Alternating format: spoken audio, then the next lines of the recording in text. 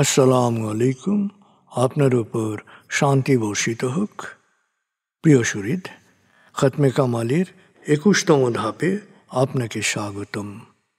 আপনি জানেন, রোগ শোক, বিপদ আপদ, আসমানি জমিনি বালা মুসিবত, সকল ধরনের অস্থিরতা, অশান্তি, অনিশ্চয়তা, নিরাপত্তাহীনতা, দুর্যোগ, দুর্বিপাক, আজাব গজব থেকে মুক্তির জন্যে খতমে কামালি এক সহজ আমল। খতমে কামালির এই আমলের মধ্য দিয়ে প্রার্থনাকারী প্রার্থনার সাথে মিশে যান। আসলে প্রার্থনাকারী যখন প্রার্থনার সাথে মিশে যান, তখন প্রার্থনা কবুল হয়। খতমে কামালি প্রার্থনা কবুলের এই পরম মুহূর্তে আপনাকে নিয়ে যাবে। তাই নিজের, অন্যের, সমাজের, দেশের, মানব জাতির যে কোনো কল্যাণের নিয়তে আপনি এই আমলে অংশ নিন। আপনি সকল বিপদ আপদ, বালা মুসিবত মুক্ত হন। আপনার জন্যে কল্যাণকর সকল দোয়া আল্লাহ কবুল করুন। সব সময় আল্লাহ আমাদেরকে তার রহমতের ছায়ায় রাখুন। এই কামনা করে আমি শহীদ আল বুখারী মহাজাতক খতমে কামালির পুরো প্রক্রিয়ায় আপনার সাথে থাকছি। আসুন এবার আমরা ডুবে যাই সত্যের গভীরে।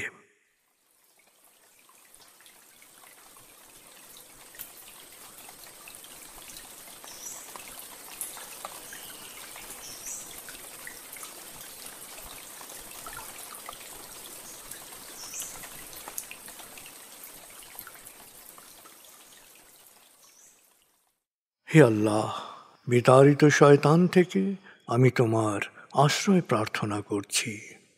দয়াময় মেহেরবান আল্লাহর নামে। আয়াতুল মুলক। হে আল্লাহ, সকল ক্ষমতার মালিক, তুমি যাকে ইচ্ছা ক্ষমতা দান করো, যাকে ইচ্ছা ক্ষমতাচ্যুত করো, যাকে ইচ্ছা সম্মানিত করো, যাকে ইচ্ছা অপমানিত করো। তুমি সর্বশক্তিমান, সকল কল্যাণ ও মঙ্গলের আধার। তুমি দিনকে ছোট করে বড় করো রাত, আবার রাতকে ছোট করে বড় করো দিন। তুমি প্রাণহীনে দাও প্রাণ, আর প্রাণবন্তকে করো প্রাণহীন। তুমি যাকে চাও বেহিসাব রিজিক দান করো। সূরা আলে ইমরান আয়াত 26-27। আয়াতুল কুরসি। আল্লাহ ছাড়া কোনো উপাস্য নেই। তিনি শাশ্বত, চিরঞ্জীব, বিশ্ব প্রকৃতির সর্বসত্তার ধারক। তিনি তন্দ্রা নিদ্রাহীন, সদা সজাগ, মহাকাশ ও পৃথিবীর সব কিছুর মালিক। তার সদয় অনুমতি ছাড়া তার কাছে সুপারিশ করার সাধ্য কারো নেই। দৃশ্যমান বা দৃশ্য, অতীত বা ভবিষ্যৎ, সৃষ্টির সব কিছুই তিনি জানেন। তিনি যতটুকু জানাবেন, এর বাইরে তার জ্ঞানের সীমানা সম্পর্কে ধারণা করা কারো পক্ষেই সম্ভব নয়। তার আসন, তার কর্তৃত্ব পৃথিবী ও নভমণ্ডলের সর্বত্র বিস্তৃত, আর তার সংরক্ষণে তিনি অক্লান্ত। তিনি সর্বোচ্চ, সুমহান। সূরা বাকারা আয়াত 255।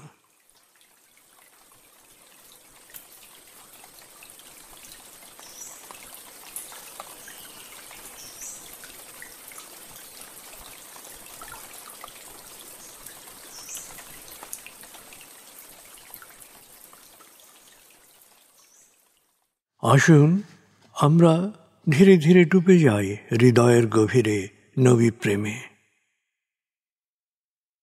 বলগল উলা বিকমালিহি, কশফত দুজা বিজমালিহি, হসনত জমিও খিসালিহি, সল্লু আলাইহি ওয়ালিহি। بلغ العلا بكماله كشف الدجى بجماله حسنت جميع خصاله صلوا عليه وآله।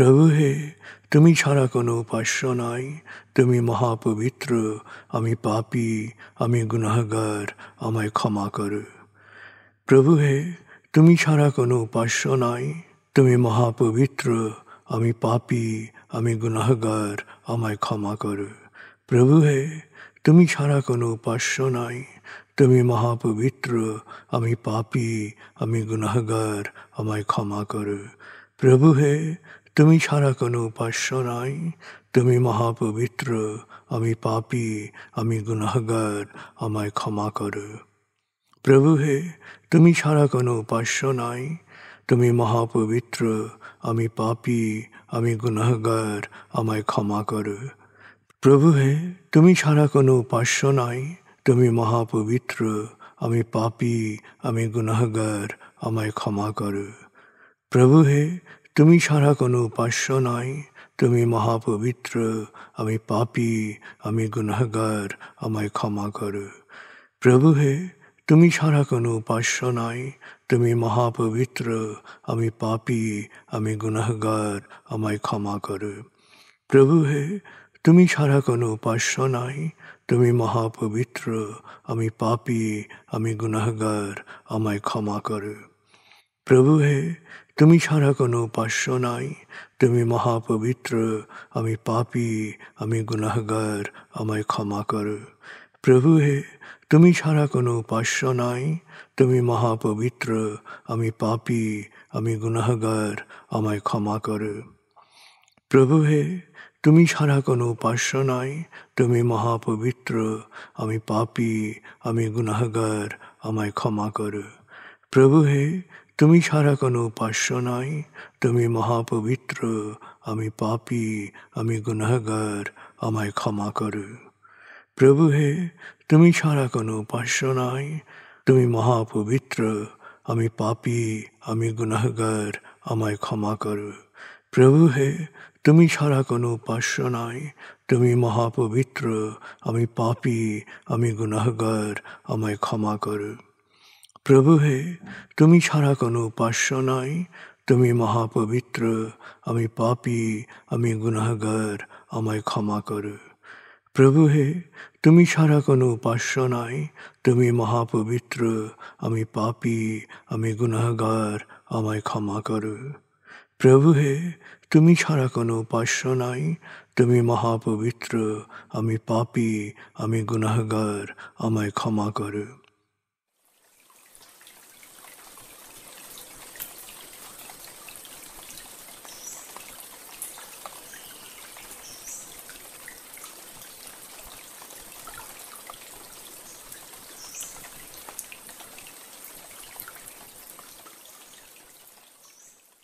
এবার আমরা সূরা তাকবীর এর মর্মবাণীর অংশ বিশেষে ডুবে যাব।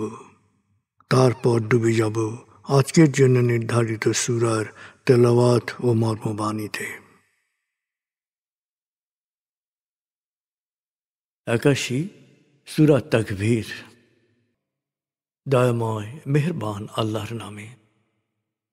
যখন সূর্য অন্ধকারে ঢেকে যাবে, যখন তারকারাজি নিজেদের আলো হারাবে, যখন পর্বতমালা মরীচিকার ন্যায় উধাও হবে, যখন পূর্ণ গর্ভবতী উটনী পরিত্যক্ত হবে, যখন সকল বন্য পশুকে একত্র করা হবে, যখন সমুদ্রের জলরাশি স্ফীত হবে, যখন দেহে আবার আত্মা সংযুক্ত হবে, যখন জীবন্ত কবর দেয়া শিশুকন্যাকে জিজ্ঞেস করা হবে কি অপরাধে তাকে হত্যা করা হয়েছিল, যখন প্রত্যেকের আমলনামা দেখানো হবে, যখন আকাশের আবরণ সরানো হবে, যখন জাহান্নামের আগুন গনগনে লাল করা হবে, যখন জান্নাতকে দৃশ্যমান করা হবে, সেদিন প্রত্যেকেই জানতে পারবে কি পরিণতির জন্যে সে নিজেকে প্রস্তুত করেছে, বুঝতে পারবে কি করা উচিত ছিল আর কি করা উচিত হয়নি। সাক্ষী আবর্তনশীল নক্ষত্র, কক্ষপথে দৃশ্যমান গ্রহসমূহ যা এক সময় অদৃশ্য হয়, সাক্ষী রাতের অবসান মুহূর্ত এবং প্রভাতের আগমন কাল। নিশ্চয়ই এই কোরআন আরশের সার্বভৌম অধিপতির নিকট উচ্চ মর্যাদা সম্পন্ন সম্মানিত রসুলের মুখ নিঃসৃত, যার কথা অবশ্যই বিশ্বাসযোগ্য ও মানা উচিত।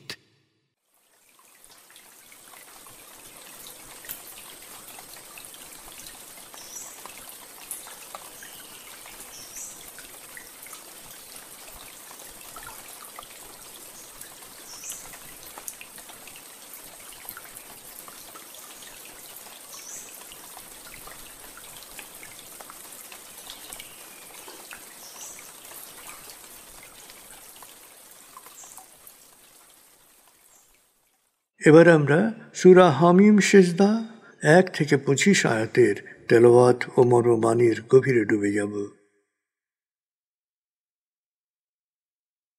41 সূরা হামিম সেজদা। বিসমিল্লাহির রহমানির রহিম। হামিম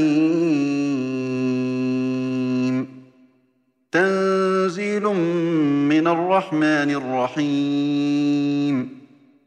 كتاب فصلت آياته قرآنا عربيا لقوم يعلمون بشيرا ونذيرا فأعرض أكثرهم فهم لا يسمعون وقالوا قلوبنا في أكنة مما تدعونا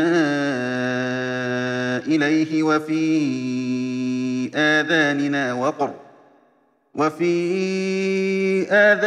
وقر ومن بيننا وبينك حجاب فاعمل إننا عاملون قل إنما أنا بشر مثلكم يوحى إلي أنما إلهكم إله واحد فاستقيموا إليه واستغفروه وويل للمشركين الذين لا يؤتون الزكاة وهم بالآخرة هم كافرون إن الذين آمنوا وعملوا الصالحات لهم أجر غير ممنون قل أئنكم لتكفرون بالذي خلق الأرض في يومين وتجعلون له أندادا ذلك رب العالمين وجعل فيها رواسي من فوقها وبارك فيها وقدر فيها أقواتها في أربعة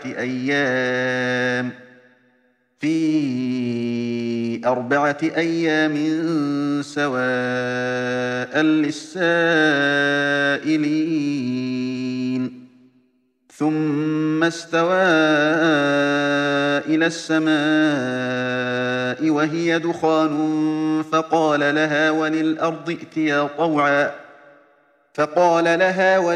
ائتيا طوعا أو كرها قالتا أتينا طائعين فقضاهن 7 سماوات في يومين وأوحى في كل سماء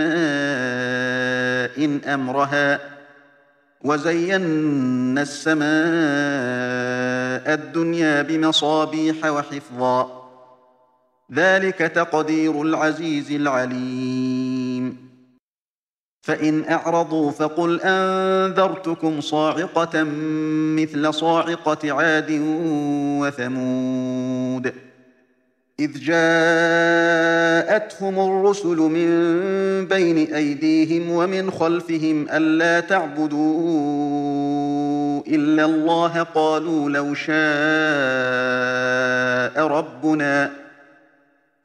لو شاء ربنا لأنزل ملائكة فإنا بما أرسلتم به كافرون فأما عاد فاستكبروا في الأرض بغير الحق وقالوا من أشد منا قوة أولم يروا أن الله الذي خلقهم هو أشد منهم قوة وكانوا بآياتنا يجحدون فأرسلنا عليهم ريحا صرصرا في أيام نحسات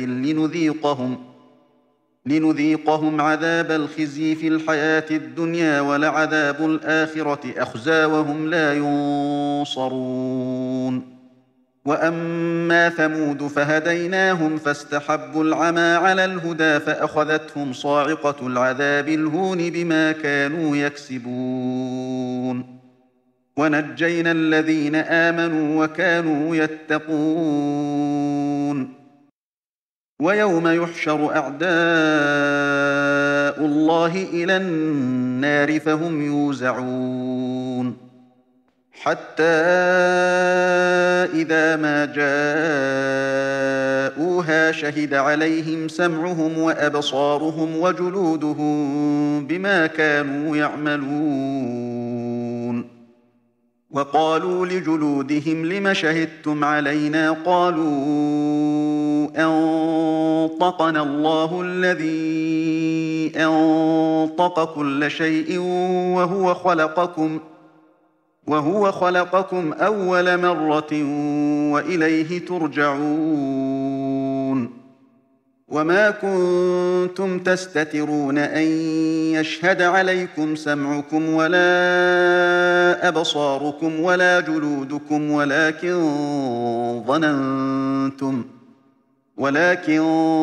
ظننتم أن الله لا يعلم كثيرا مما تعملون وذلكم ظنكم الذي ظننتم بربكم أرداكم فأصبحتم من الخاسرين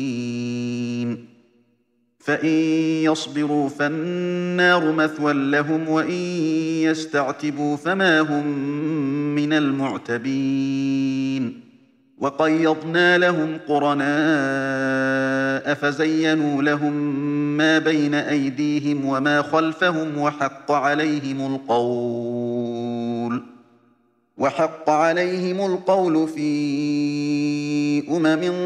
قد خلت من قبلهم من الجن والإنس إنهم كانوا خاسرين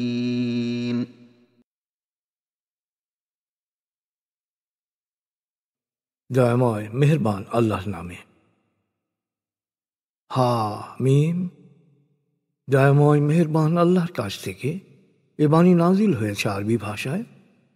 কোরআনের সুস্পষ্ট প্রাঞ্জল বর্ণনাময় আয়াতসমূহ বিচার বুদ্ধি প্রয়োগকারীদের জন্য সুসংবাদবাহী ও সতর্ককারী, কিন্তু অধিকাংশই মুখ ফিরিয়ে চলে যায়, ফলে তারা শোনে না।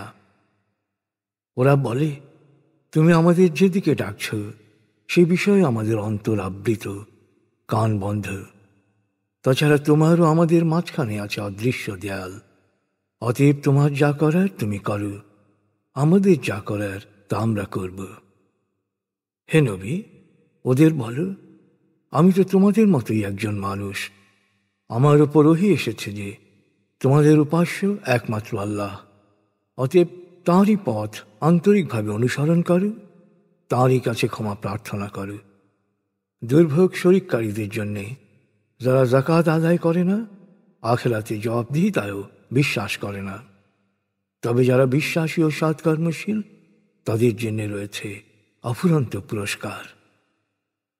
হে নবী, ওদের জিজ্ঞেস করো, তোমরা কি তাঁকে অস্বীকার করবে যিনি সময়ের 2 স্তরে জমিন তৈরি করেছেন? তোমরা কি দাবি করছ মহাবিশ্বের প্রতিপালকের সমকক্ষ কোনো শক্তি রয়েছে? তিনি জমিনের উপর পর্বতমালা স্থাপন করেছেন, সেখানে অশেষ বরকত সুপ্ত রেখেছেন। সময়ের 4 স্তরে তিনি জমিনে সকল প্রার্থীর প্রয়োজন পূরণে সমভাবে খাবারের ব্যবস্থা করেছেন। তারপর তিনি মহাকাশে খেয়াল করলেন যা ছিল ধোঁয়ার কুণ্ডলী। তিনি ধোঁয়ার কুণ্ডলী ও জমিনকে বললেন, আমার নির্দেশ শিরোধার্য করে নিতে উভয়ই এসো, স্বেচ্ছায় হোক বা অনিচ্ছায়। ওরা নিবেদন করল, আমরা সানন্দে আনুগত্য স্বীকার করছি। তারপর সময়ের 2 স্তরে তিনি মহাকাশকে 7টি স্তরে বিন্যস্ত করলেন। প্রত্যেক স্তরের জন্য বিধিবিধান প্রদান করলেন। নিকটবর্তী আকাশকে সুশোভিত করলেন প্রদীপমালা দ্বারা এবং করলেন সুরক্ষিত। এসব কিছুই মহাপরাক্রমশালী সর্বজ্ঞ আল্লাহর পরিকল্পনা। তারপরও যদি তারা আল্লাহর একত্বের সত্যতা থেকে মুখ ফিরিয়ে নেয়, তবে তুমি তাদের বলো, আজ ও সামুদের উপর আপতিত ভয়ঙ্কর শাস্তির মতো শাস্তির বিষয়ে আমি তোমাদের সতর্ক করে দিচ্ছি। যখন ওদের কাছে, ওদের পূর্ববর্তীদের কাছে রসুলরা বলেছিল, তোমরা আল্লাহ ছাড়া কারো উপাসনা করো না, তখন ওরা বলেছিল, আমাদের প্রতিপালকের এমন ইচ্ছা, অর্থাৎ তোমরা যা বিশ্বাস করতে বলছো তা ঠিক হলে নিশ্চয়ই তিনি রসুল হিসেবে ফেরেশতা পাঠাতেন। অতএব তোমরা যে বাণী নিয়ে এসেছ তা আমরা প্রত্যাখ্যান করছি। আর আজ সম্প্রদায় তো জমিনের উপর দম্ভ করে বেড়াত, বলতো, আমাদের চেয়ে শক্তিমান কে আছে? ওরা একবারও ভাবেনি যে আল্লাহ ওদের সৃষ্টি করেছেন, তিনি ওদের চেয়ে অনেক অনেক শক্তিমান। আর তাই ওরা আমার বাণী ক্রমাগত প্রত্যাখ্যান করতে লাগল। তারপর পার্থিব জীবনের আযাব হিসেবে ওদের উপর কয়েকদিনে পরপর আপতিত হল বিধ্বংসী ঘূর্ণিঝড়। আর আখিরাতের শাস্তি তো হবে আরো কঠিন। সেদিন ওদের সাহায্য করার কেউ থাকবে না। আর সামুদ সম্প্রদায়কেও আমি পথ প্রদর্শন করেছিলাম, কিন্তু ওরা সৎ পথের পরিবর্তে ভ্রান্ত পথ অবলম্বন করল।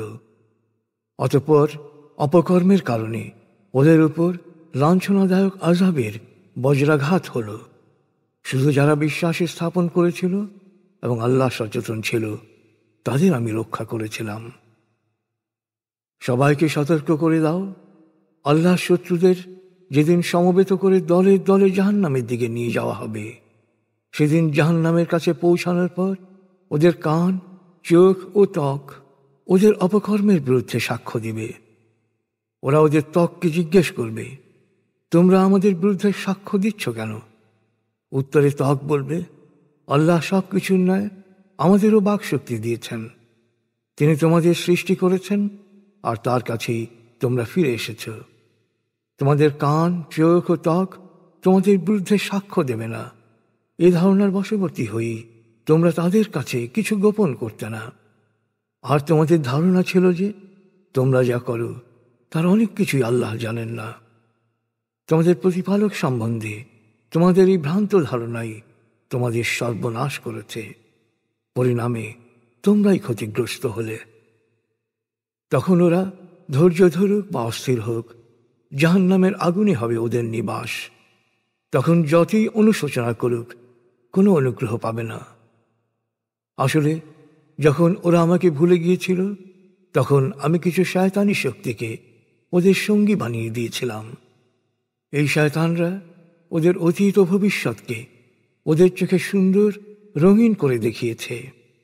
ফলে ওদের পূর্ববর্তী পাপী জিন ও মানুষদের ন্যায় অবশ্যম্ভাবী শাস্তির কথা ওদের ব্যাপারেও বাস্তব হয়েছে।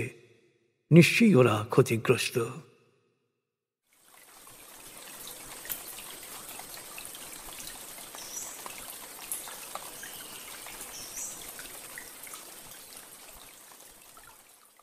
আপনি এতক্ষণ মর্মবাণীর গভীরে ডুবেছিলেন। এবার আপনার মনে মর্মবাণীর যে বিষয়গুলো দাগ কেটেছে, সেই বিষয়গুলোর ভাবনায় ডুবে যান।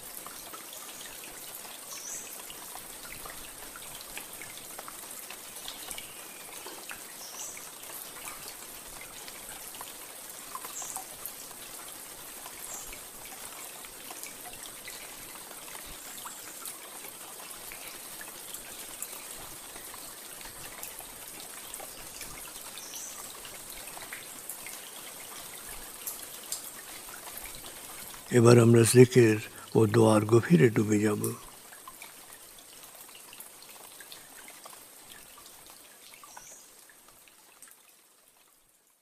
এবার হালকাভাবে চোখ বন্ধ করুন, লম্বা দম নিন, নাক দিয়ে দম নিন, আস্তে আস্তে মুখ দিয়ে দম ছাড়ুন।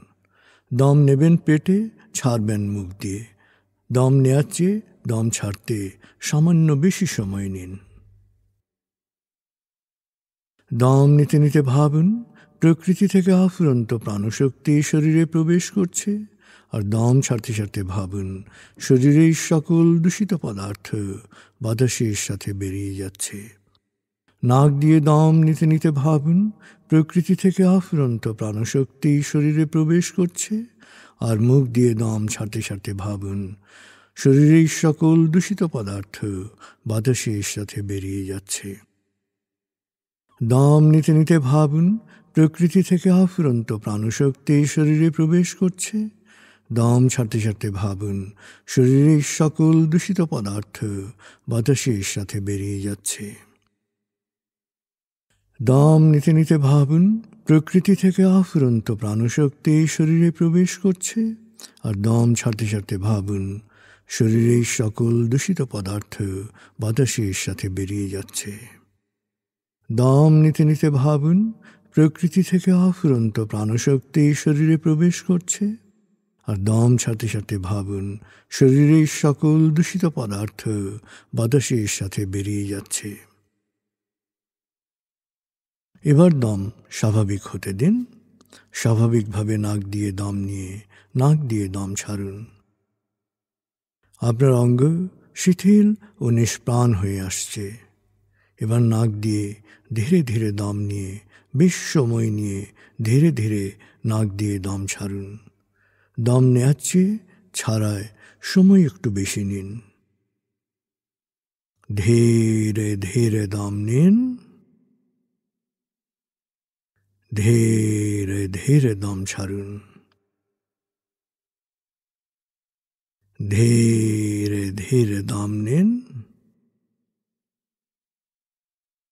ধীরে ধীরে দম ছাড়ুন।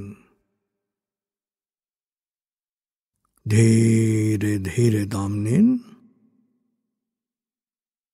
ধীরে ধীরে দম ছাড়ুন। ধীরে ধীরে দম নিন, ধীরে ধীরে দম ছাড়ুন। ধীরে ধীরে দম নিন, ধীরে ধীরে দম ছাড়ুন। এবার দম স্বাভাবিক হতে দিন। আপনি এখন দম খেয়াল করুন। বাতাস নাক দিয়ে ফুসফুসে প্রবেশ করছে, আবার বেরিয়ে আসছে। আপনার পুরো মনোযোগ নাকে দমের প্রবেশ পথে দিন। বাতাস স্বাভাবিক যাওয়া আসা করুক, আপনি শুধু দম খেয়াল করুন।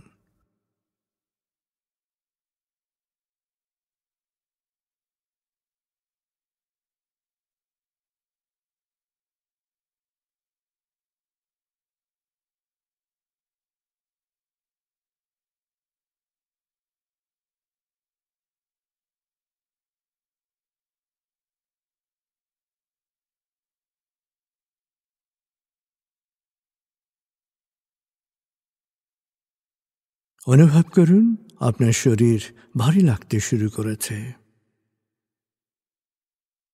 আরাম আরাম আরাম অনুভব করুন শিথিলতা স্রোতের মতো, বরফ গলা পানির মতো আপনার মাথা থেকে শরীর বেয়ে নিচের দিকে নেমে যাচ্ছে।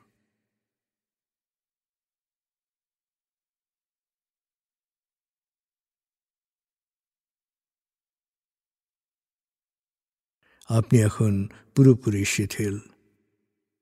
শিথিলায়নের গভীর স্তরে প্রবেশ করেছেন আপনি। আপনার ব্রেন ওয়েভ বিটা স্তর থেকে নেমে গেছে আলফায়। মনের বাড়ির পথে আপনি এখন আলফা স্টেশনে এসে পৌঁছেছেন। এই স্টেশনে আপনার জন্য রয়েছে বিশেষ ওয়েটিং রুম। আলফা স্টেশন থেকে আপনি এখন মনের বাড়িতে যাচ্ছেন।